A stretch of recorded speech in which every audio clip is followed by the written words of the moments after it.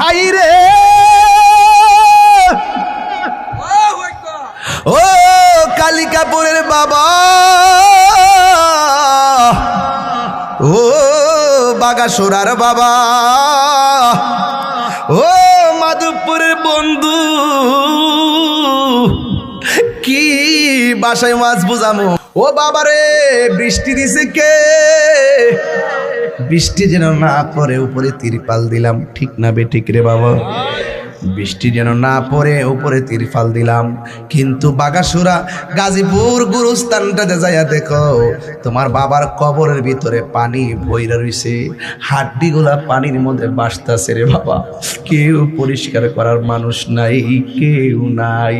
ওই দিন আমি হাদিসে দেখলাম রে বাবা, 3 দিন পরে মানুষের নাকটা পচা যায়, 6 দিন পরে মানুষের আঙ্গুলগুলা খুইলা পইরা, আঙ্গুলের নখগুলা খুইলা পইরা যায়, 9 দিন পরে গো মাথার চুলগুলো খুলে পড়ে যায়, 17 দিন পরে চোখটা গলে যায়, 26 দিন পরে পেটটা ফুলে যায়, এরপরে ধারাবাহিকভাবে হাড্ডি থেকে গোশতগুলো খুলে গিয়ে হাড্ডিগুলো আলগা আলগা হয়ে যায়।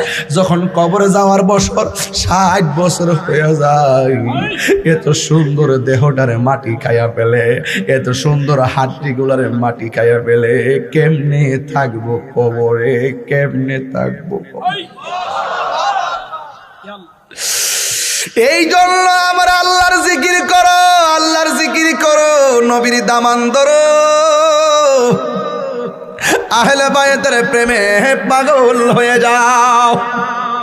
ওই আসিয়া কই, ও আল্লাহ, আল্লাহ গো আল্লাহ, আমার স্বামী আমার দেহের মালিক, কিন্তু ইমানের মালিক হইলা তুমি আল্লাহ। আগুন দিয়া শরীর যদিও পুইরা যায় আমার কোনো আপত্তি নাই, কিন্তু আমারে বেঈমান মাইরা মরণ দিও না গো, বেঈমান।